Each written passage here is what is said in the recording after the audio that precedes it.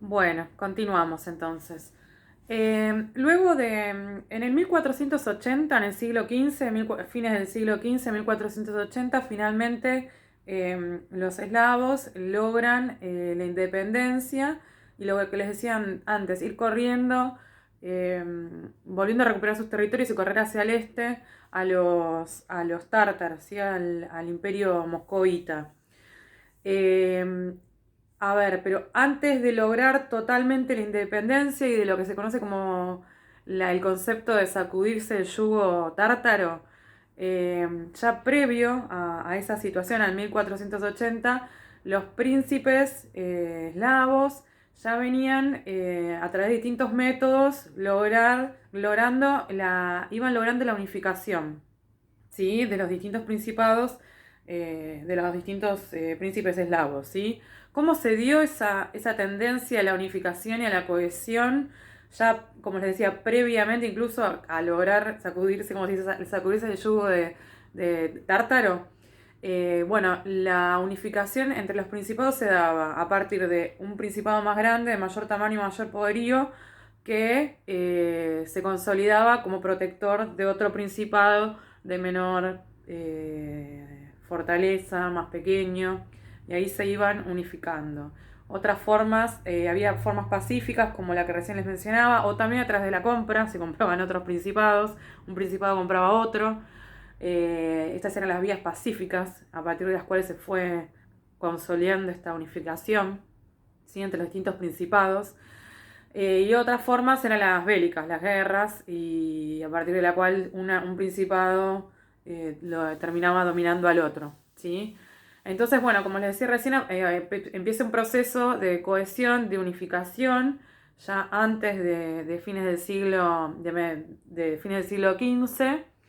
Pero bueno, y esto comienza con el gran príncipe que va a ser el que lleve adelante la campaña contra los tártaros. Fue Iván III. Iván III reinó entre el 1462 y el 1505. Y bueno, va a ser el que lleve adelante la idea de lograr la independencia de la invasión de los tártaros, de los mongoles. A él le van a suceder luego Vasili III que reinó entre el 1505 y el 1533 y que va a ser el padre de Iván el Terrible. ¿Sí? La famoso personaje Iván el Terrible es el hijo de Vasili III y bueno, y a partir de Vasili III y ya con mayor fuerza con Iván el Terrible, comienza una tendencia, un proceso hacia la consolidación de un Estado de índole absoluta, también caracterizarlo como totalitarismo, ¿sí? Un Estado de terror, con bueno, las características del gobierno del reinado. Bueno, esto, a ver, si lo vemos que en grande, cuando concluye la etapa de la dominación tártara, comienza con fuerza ya consolidada a partir del siglo XVI, la idea del reinado de Moscú, de Moscovia, ¿sí? Del príncipe moscovita, el reinado de Moscovia, con sus aposentos, digamos, y en la ciudad de Moscú, ¿sí? El príncipe de Moscú empieza a partir de Vasili III y que ya les digo, ya con el rasgo totalmente predominante durante Iván el Terrible, un estado que va a ser, se centraliza y se vuelve absoluto y concentra su poder en Moscú. Y el gran príncipe de Moscú, el príncipe moscovita, va a ser el que domina al resto. ¿Sí? Cómo empieza la dominación y la idea del absolutismo, ¿no? Y la idea del totalitarismo, a partir de ir quebrando los pactos, los tratados que se mantenían con los otros reinados, con las otras ciudades, con los otros principados, existían sí, tratados de convivencia, que empiezan a romperse y el sometimiento y se empieza a tender hacia la centralización, hacia el absoluto, el poder absoluto. Y el poder absoluto va a estar en manos del rey moscovita, ¿sí? Y como les decía recién, este retorno y este nacimiento, ¿no? de esta idea del imperio moscovita, ¿no? El nacimiento y la consolidación del imperio moscovita nace directamente a partir de que se logra la independencia de los mongoles, ¿sí? Comienza con Iván III, luego con Vasily III y después se termina de consolidar con Iván el Terrible. Vasily III también es una figura que implantó el terror, que implantó métodos crueles, la arbitrariedad, el poder absoluto, y bueno, pero todas estas características de arbitrariedad, terror, persecución, sí, Iván el Terrible va a ser ya digamos, la, como la figura más patente de todos, que caracteriza más todo, con mucho más fuerza todos esos rasgos, ¿sí? Iván el Terrible era famoso por asesinar a culpables e inocentes, asesinar familias enteras, eh, incluso la destrucción de Novgorod. Bueno, sí, implantar métodos crueles, torturas, sí, la arbitrariedad total, el desenfreno total del poder, ¿sí? La idea del absoluto, como decía recién, la centralización del poder total, ¿sí? Va construyendo un Estado sumamente centralizado y como les decía, su lugar de donde era su sitio era el reino de Moscú, ¿sí? Bueno, ¿qué más les quería decir? Bueno, a ver, hay una cuestión si vamos directamente a la idea del pensamiento político y bueno, y su relación con la religión, ¿sí? La teología. Acá vamos a empezar a ver mejor quizás las conexiones, las relaciones, cómo van caminando juntas, ¿no? Las transformaciones y la idea de lo religioso y lo político, ¿no? Y esa convivencia. Yo creo que en mayor o menor medida en general en todas las culturas, pero bueno, a mí me toca la cultura rusa y bueno, y voy a tratar de interpretar esta conexión, ¿no? Entre lo religioso y su ligación con lo político, y con las definiciones de modelos de Estado, ¿sí? Que se van delineando. A ver, eh, Iván el Terrible, que ya como les decía recién, y esta idea del imperio moscovita, el absolutismo del siglo XVI, encuentra teóricamente su fundamento en un personaje que sí que era un monje, era un religioso, era un teólogo, y que su nombre era Joseph de Volok, o también lo van a encontrar como Joseph Volotsky, ¿sí? Primero les voy a describir cuál era el pensamiento, la filosofía de este teólogo, de Volotsky o de Volok. Aparece aparece como con las dos formas el apellido. Y cómo su pensamiento influyó y su teoría, su visión de la iglesia y del Estado, de cuál debía ser el rol del Estado moscovita y del zar, ¿no? Y cómo eso influyó en el modelo estatal y en los métodos que va a llevar adelante Iván el Terrible, ¿sí? A ver, el debate teológico, pero que va espiritual, pero que va a tener, como les decía recién,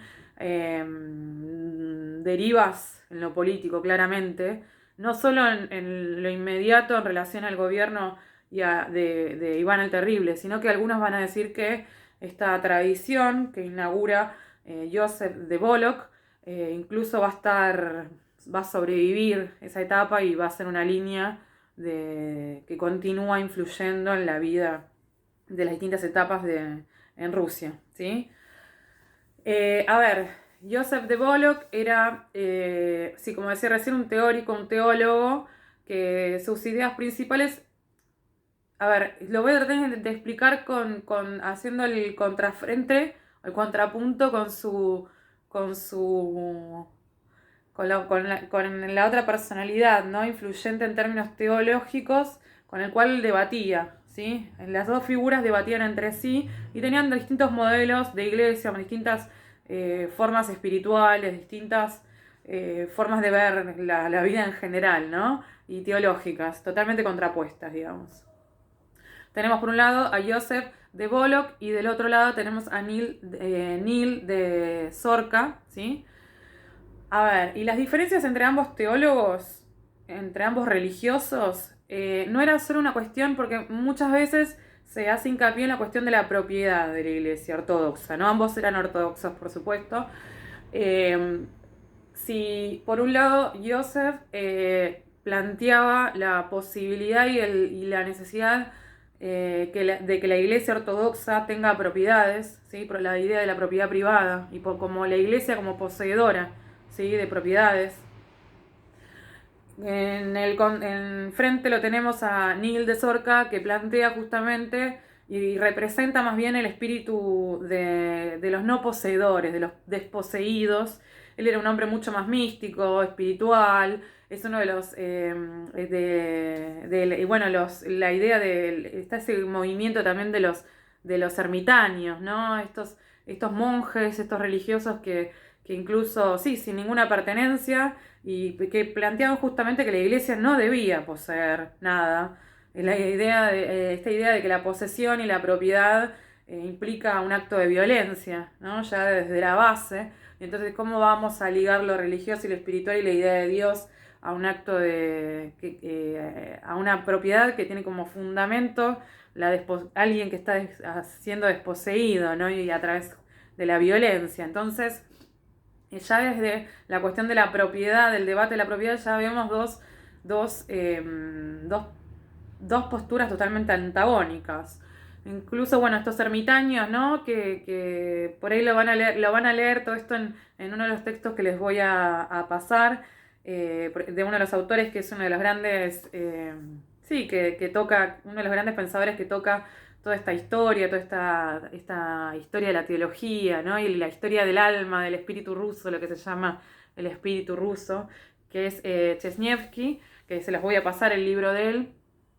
Bueno, habla también de los ermitaños, ¿no? Todo este movimiento, esta corriente de ermitaños que eran monjes que representaban más esta tradición de Nil, de Zorca, de irse a los bosques, despojados totalmente de propiedades, que iban a los bosques y sin nada y se dedicaban a la reflexión permanente, y algunos incluso se llegaban al extremo de ir en soledad, ¿sí? Solos.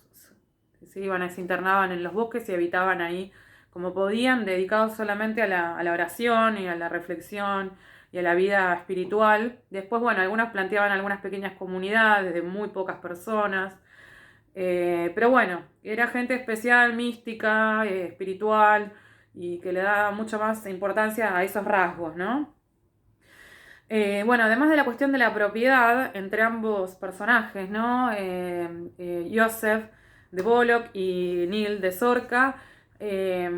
Joseph de Bollock va a ser el gran inspirador, digamos, el gran inspirador de todo esto que les decía recién, el inspirador de los rasgos autoritarios, el absolutismo, la arbitrariedad, el terror, los métodos de terror.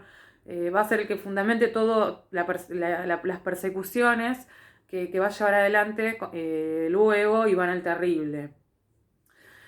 A ver, Volotsky, también se llama de Bollock o Volotsky, por ejemplo, a ver, en la cuestión del absolutismo, del Estado absoluto, ¿no? Y esta consolidación del reino de Moscovia y del gran príncipe moscovita. Cómo se piensa en términos teocráticos, ¿no? Lo que piensa desde la teocrática, sí, la teocracia, pero quería decir desde la teología.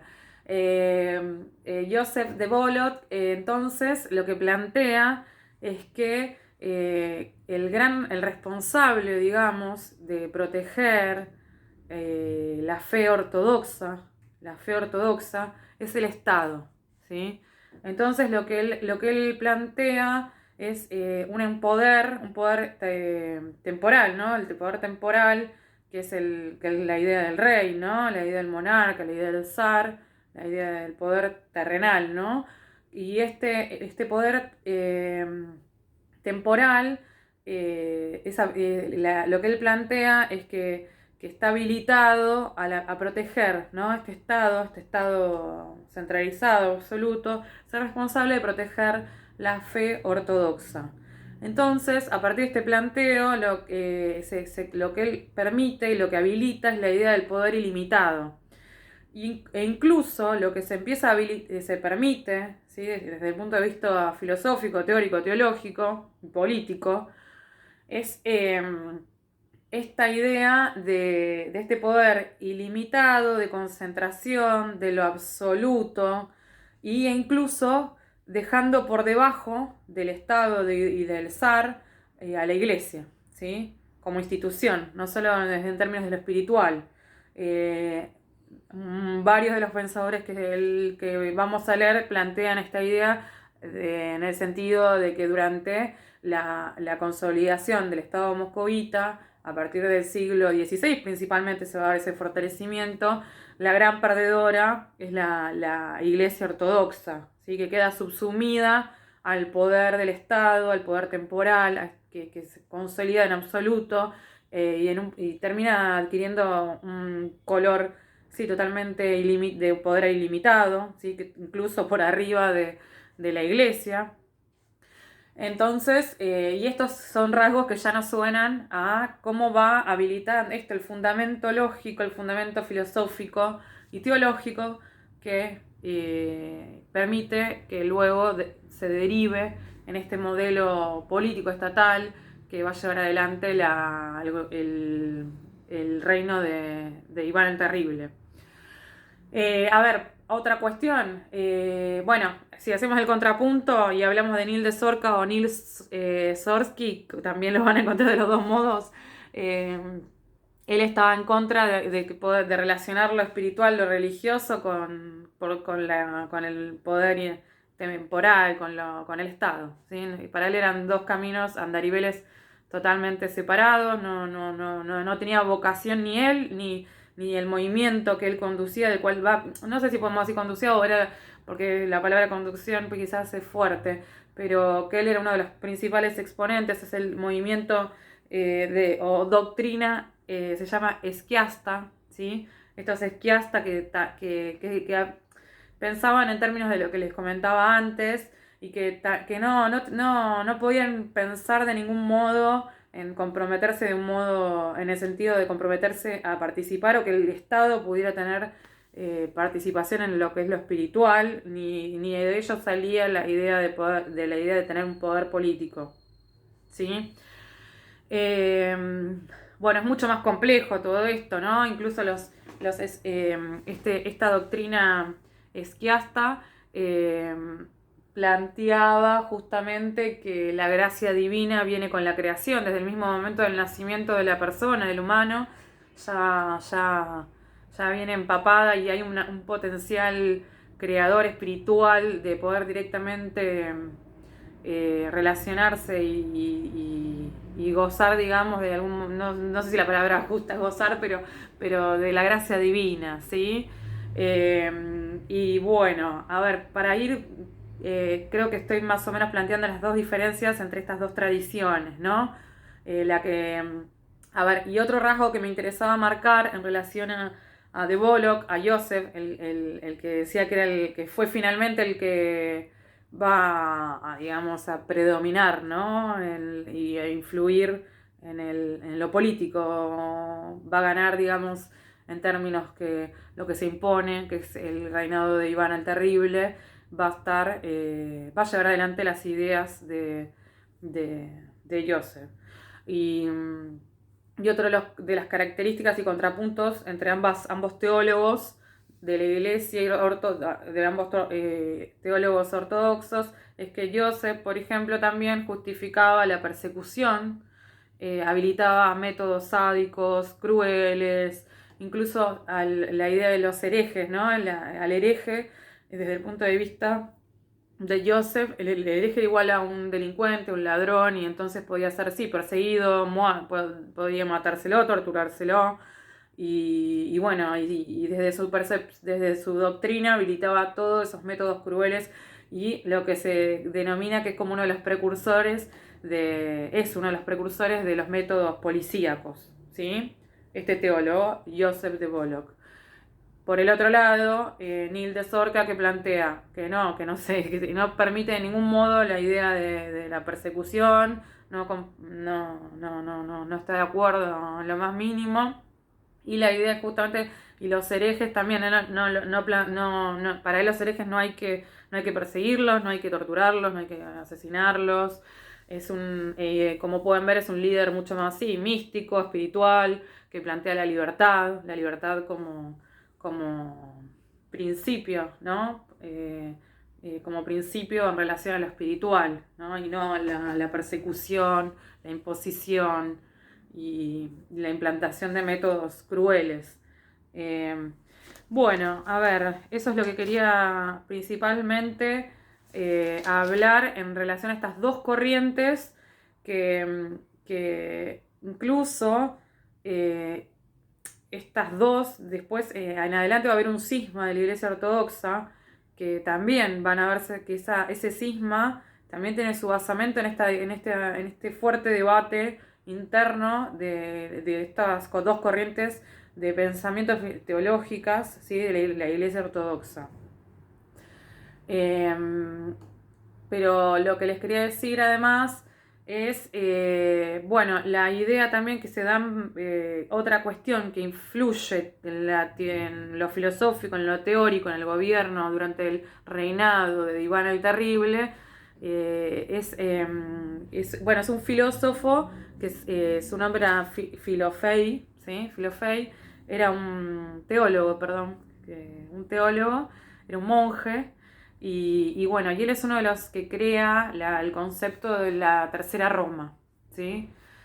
Tercera Roma, ¿por qué? A ver, según la postura de Filofei, habían existido dos Romas previas, que era la Roma del Imperio Romano, que va a ser reemplazada por la segunda Roma, que es Constantinopla, ¿no? Que era la ciudad central, no quiero decir ciudad capital porque no existía el concepto en ese momento, pero la principal ciudad del Imperio Bizantino, ¿sí? Constantinopla. Recordemos que Constantinopla en el 1453 va a ser invadida por los otomanos, ¿sí? Entonces, tenemos las dos Romas previas, la Roma del Imperio Romano, la Roma del Imperio Bizantino. También, la idea de Bizancio y la tradición bizantina va a ser recuperada por estos reyes absolutos, estos monarcas absolutos, por Iván el Terrible, ¿no? Ellos se consideran incluso sucesores, ¿no? de toda esa tradición del Imperio Bizantino.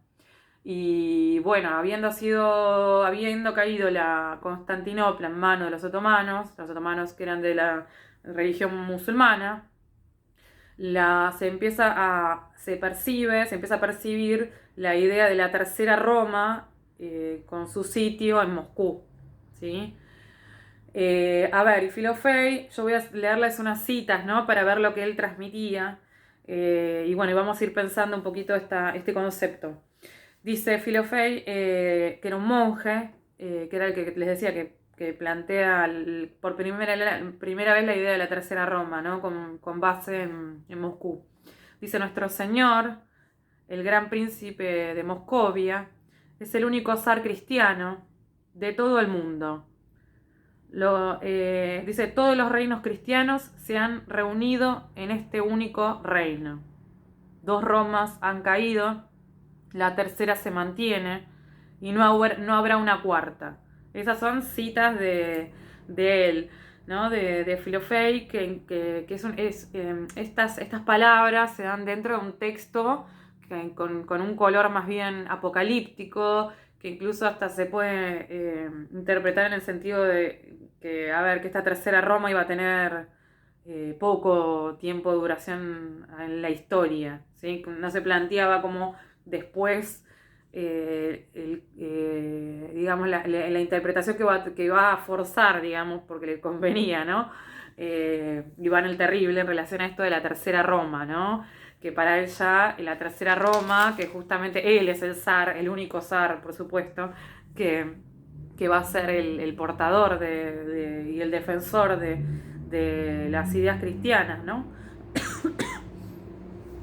Y bueno, bueno, para Iván el Terrible, la tercera Roma significa constituirse en el centro y la culminación de la historia universal y del cristianismo, ¿no? Que es la verdadera fe. La fe cristiana, pero la fe cristiana ortodoxa es la verdadera fe, la única. Y el único zar que vive, que sobrevive, y la única iglesia ortodoxa es la rusa, ¿sí? Y ahí también tenemos también empieza el concepto de la idea de la Santa Rusia, ¿sí? La Santa Rusia que también empieza a tener influencia, Tercera Roma, Santa Rusia, en el siglo XVI, ¿sí? De la mano del Estado moscovita. Y bueno, y esta idea en el sentido de que la iglesia, que la fe ortodoxa es la verdadera fe, es el verdadero cristianismo, y el verdadero cristianismo, la protectora va a ser justamente este Estado, ¿no? Este Estado moscovita, que se consolida, este Estado, esta ideología de Moscú, ¿no? Como Tercera Roma, que contribuyó también, esta idea de la Tercera Roma, esta Tercera Roma también justifica, ¿sí? De modo teórico, como protectora, ¿no? Como la última protección y la última heredera de la tradición cristiana, justifica también el fortalecimiento, la idea de cada vez el mayor absolutismo del Estado de Moscovia, ¿sí? Y lo que va a suceder también, además de este rasgo, ¿no? En relación a la Tercera Roma como tendiente hacia el fortalecimiento del Estado y del Estado moscovita, es la idea de que el ser ruso, la definición del ruso es ser ortodoxo. La fe ortodoxa es parte de lo que constituye y de lo que identifica y define a un ruso, ¿sí? O a una rusa. Y se produce esto, la idea de la nacionalización. Ser ruso, ser rusa, es ser ortodoxo, ortodoxa, ¿sí? Y piensen también que al caer el imperio bizantino, el único estado ortodoxo, cristiano ortodoxo, es el ruso. Entonces se empieza a construir esta identificación entre lo nacional y la religión, la ortodoxa, esta idea de la Tercera Roma, ¿sí? De la mano de la teoría del teólogo Joseph de Volok o Volotsky, como le quieran decir, que también todo iba hacia la idea del fortalecimiento del Estado, que en ese momento, en el siglo XVI, el Estado era la etapa, como les decía antes, absolutista, totalitario, arbitrario, de terror, que era el Estado de Moscovia, y que les decía que se termina de consolidar con la figura de Iván el Terrible, ¿sí? Que se basa en todas estas teorías y en todos estos filósofos teólogos para argumentar, digamos, o fundamentar su proceder y su terror, ¿sí? Su gobierno de terror. Bueno, y incluso Berdiaev, acá estaba leyendo que él relaciona la idea de la Tercera Roma, ¿no? Lo entiende como una manifestación de poder del zar, Tercera Roma, como poder del zar, del Estado, que se transforma y deriva luego, ¿no? El poder del zar, la Tercera Roma, que consolida el poder del zar y que después se deriva en el reino de Moscovia, que después va a derivar en la Rusia imperial, para después tomar forma en la Tercera Internacional, que te lo decía anteriormente, ¿no? Y esta idea de Stalin, ¿no?